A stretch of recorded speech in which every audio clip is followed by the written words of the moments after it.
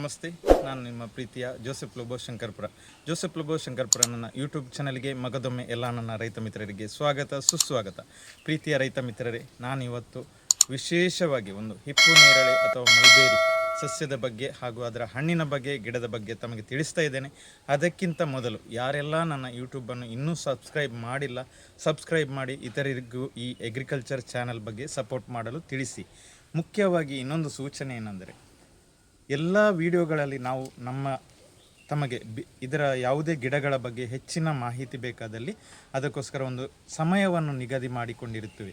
ಸಂಜೆ 6ರಿಂದ 8ರವರೆಗೆ ಮಾತ್ರ ತಾವು ಫೋನ್ ಮಾಡುವಂಥ ಸಮಯ, ಮಧ್ಯದಲ್ಲಿ ಮಾಡಬೇಡಿ ಅಂತ ಪ್ರತಿ ಸಾರಿ ನಾನು ಹೇಳ್ತಾ ಇದ್ದೇನೆ. ಆದರೂ ಕೆಲವರು ನಮ್ಮ ಕೆಲಸದ ಸಮಯಗಳಲ್ಲಿ ಫೋನ್ ಮಾಡಿ ತೊಂದರೆ ಕೊಡುವುದು, ಕೆಲವೊಂದು ಅಗತ್ಯವಿಲ್ಲದ ಪ್ರಶ್ನೆಗಳನ್ನು ಕೂಡ ಕೇಳುವುದು, ಫ್ರೀಯಾಗಿ ಒಂದು ಮಾಹಿತಿ ಸಿಗ್ತದಂತ ಅದೆಷ್ಟೋ ಪ್ರಶ್ನೆಗಳ ಮೇಲೆ ಪ್ರಶ್ನೆಗಳನ್ನು ಕೇಳುವುದು, ರಾತ್ರಿ 10ವರೆಗೆ 11ವರೆಗೆ ಫೋನ್ ಮಾಡುವುದು. ದಯವಿಟ್ಟು ಇಂಥದ್ದನ್ನು ಮಾಡಬೇಡಿ. ನಾನು ವಿಡಿಯೋ ಮಾಡ್ತಾ ಇದ್ದೇನೆ ಅಂದರೆ ಕೇವಲ ಒಂದು ಯೂಟ್ಯೂಬ್ ಕ್ರಿಯೇಟರ್ ನಾನು ಅಲ್ಲ, ನಾನೊಬ್ಬ ನಿಮ್ಮ ಹಾಗೆ ರೈತ. ಇದು ತಮ್ಮ ನೆನಪಿನಲ್ಲಿರಲಿ. ದಯವಿಟ್ಟು ಯಾರು ಯಾವುದೇ ಉಚಿತ ಮಾಹಿತಿ ಸಿಗ್ತದಂತ ಸುಮ್ಮನೆ ಇದ್ದಷ್ಟು ಕ್ವಶನ್ಗಳನ್ನು ಹಾಕಿ ನಮ್ಮ ಪೇಷನ್ಸನ್ನು ಹಾಳು ಮಾಡುವುದು ಅಥವಾ ಸುಮ್ಮನೆ ತಮಗೆ ಅಗತ್ಯವಿಲ್ಲದ ಮಾಹಿತಿಯನ್ನು ಅದರಲ್ಲಿ ಕೇಳುವುದು, ಇದು ಮಾಡಬೇಡಿ. ಇದು ಕಡ್ಡಾಯವಾದ ಸೂಚನೆ. ಇನ್ನು ಮುಂದೆ ಯಾರಾದರೂ ನಮ್ಮ ವಿಡಿಯೋಗಳನ್ನು ನೋಡಿ ನಮಗೆ ಹೆಚ್ಚಿನ ಮಾಹಿತಿ ನಿಮಗೆ ಇನ್ನೂ ಅರ್ಥ ಆಗಿಲ್ಲ ಅಂತ ಬೇಕಾದರೆ ಸಂಜೆ 6ರಿಂದ 8ರವರೆಗೆ ಮಾತ್ರ ತಮ್ಮ ಸಮಯವನ್ನು ನಿಗದಿಗೆ ಇರಲಿ. ಇನ್ನೊಂದು ವಿಶೇಷ ಏನಂದರೆ, ಆ ಪ್ರಶ್ನೆಗಳನ್ನು ಕೇಳುವಾಗ ಅದಕ್ಕೊಂದು ಮಿತಿ ಇರಲಿ. ಇದು ನಿಮ್ಮ ಗಮನಕ್ಕೆ. ಹಾಗಾದರೆ ಬನ್ನಿ, ಇವತ್ತಿನ ವಿಶೇಷ ಸಸ್ಯದ ಬಗ್ಗೆ ತಿಳಿಸ್ತಾ ಇದ್ದೇನೆ ನೋಡಿ. ಇದೇ ನಾನು ಈಗಾಗಲೇ ಹೇಳಿರುವಂಥದ್ದು ಮಲ್ಬೇರಿ ಅಥವಾ ಹಿಪ್ಪು ನೇರಳೆ. ಹಿಪ್ಪು ನೇರಳೆ ಅನ್ನೋದು ರೇಷ್ಮೆ ಹುಳಗಳಿಗೆ ಆಹಾರವಾಗಿ ಕೊಡುವಂಥ ಒಂದು ಎಲೆ ಸಸ್ಯ. ಇದರಲ್ಲಿ ಕಾಯಿ ಕೂಡ ಆಗ್ತದೆ.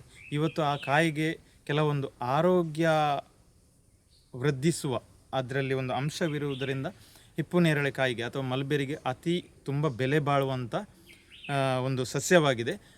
ರೈತರಿಗಂತೂ ಇದರಲ್ಲಿ ತುಂಬ ಉಪಯೋಗ ಕೂಡ ಇದೆ. ಬನ್ನಿ, ಹಾಗಾದರೆ ಹಿಪ್ಪು ನೇರಳೆಯಲ್ಲಿ ಎಷ್ಟು ವೆರೈಟಿ ಇದೆ. ತುಂಬ ವೆರೈಟೀಸ್ಗಳಿವೆ. ಸಣ್ಣ ಮಲ್ಬೇರಿ, ದೊಡ್ಡ ಮಲ್ಬೇರಿ, ಅದೇ ರೀತಿ ಲಾಂಗ್ ಮಲ್ಬೇರಿಯಲ್ಲಿ ಪಾಕಿಸ್ತಾನಿ ಮಲ್ಬೇರಿ ಅಂತ, ಗ್ರೀನ್ ಮಲ್ಬೇರಿ, ವೈಟ್ ಮಲ್ಬೇರಿ, ಅದೇ ರೀತಿ red mulberry, 8 inch mulberry, 8 inch ಒಂದು ಕೋಡಿನಷ್ಟು ಉದ್ದಕ್ಕೆ ಬರುವಂಥ ಮಲ್ಬೇರಿ ಕೂಡ ಇವತ್ತು ಬಂದಿದೆ ಗಿಡಗಳು.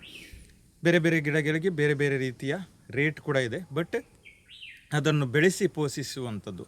ಮಲ್ಬೇರಿಗೆ ಹೆಚ್ಚಿನ ಪೋಷಕಾಂಶಗಳ ಅವಶ್ಯಕತೆ ಇಲ್ಲ. ತಾವು ಎಷ್ಟು ಒಳ್ಳೆಯ ರೀತಿ ಅದನ್ನು ಬೆಳೆಸಿ ಪೋಷಿಸ್ತೀರಿ, ಆವಾಗ ಅಷ್ಟೊಂದು ಒಳ್ಳೆಯ ರೀತಿಯಲ್ಲಿ ತಮಗೆ ಆ ಗಿಡ ಬೇಗನೆ ಫಸಲು ಕೊಡ್ತದೆ, ಅತಿ ಸೊಂಪಾಗಿ ಈ ಗಿಡ ಬೆಳೀತದೆ. ಗಿಡಕ್ಕೆ ಮುಖ್ಯವಾಗಿ ಸಾವಯವ ಆಗಿರುವ ಕಂಪೋಸ್ಟು ಅಥವಾ ಕೊಟ್ಟಿಗೆ ಗೊಬ್ಬರವನ್ನು ಕೂಡ ಕೊಡ್ಬೋದು. ಗಿಡಕ್ಕೆ 3 ತಿಂಗಳಿಗೊಮ್ಮೆ ಗೊಬ್ಬರ ಪುನರಾವರ್ತಿತ ಮಾಡಿದಷ್ಟು ಹಣ್ಣುಗಳು ಕಂಟಿನ್ಯೂ ಆಗಿ ಬರ್ತಾ ಇರ್ತದೆ. ಗಿಡ ನಾಟಿ ಮಾಡಿ ಕೇವಲ ಒಂದು 45ರಿಂದ 60 ದಿನದೊಳಗೆ ತಮಗೆ ಹಣ್ಣು ರೆಡಿ ಆಗ್ತದೆ. ಇಲ್ಲಿ ನೋಡಿ, ಒಂದು ವಿಶೇಷ ಗಿಡ ಇದು 8 ಇಂಚ್ ಮಲ್ಬೇರಿ ಅಂತ. ಹೀಗೆ ದೊಡ್ಡ ದೊಡ್ಡ ಕೋಡುಗಳು ತಮಗೆ ಸಿಗ್ತವೆ. ಅತಿ ರುಚಿಕರವಾದಂಥ ಒಂದು ಹಣ್ಣು. ಇದರಲ್ಲಿ ಸಣ್ಣ ಮಲ್ಬೇರಿ ಕೂಡ ನನ್ನ ಹತ್ರ ಇದೆ, ನಾನು ಅದನ್ನು ತೋರಿಸ್ತಾ ಇದ್ದೇನೆ.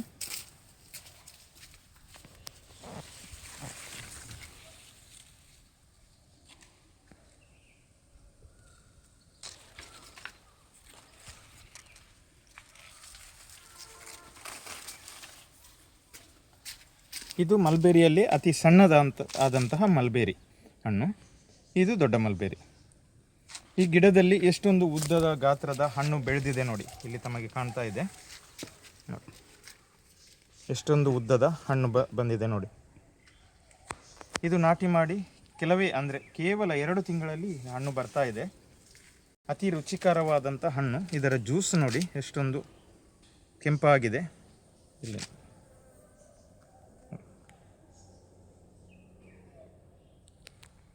ಅತಿ ಕೆಂಪು ರಸವನ್ನು ಇದು ಹೊಂದಿದೆ. ತುಂಬ ಸಿಹಿಯಾಗಿದೆ.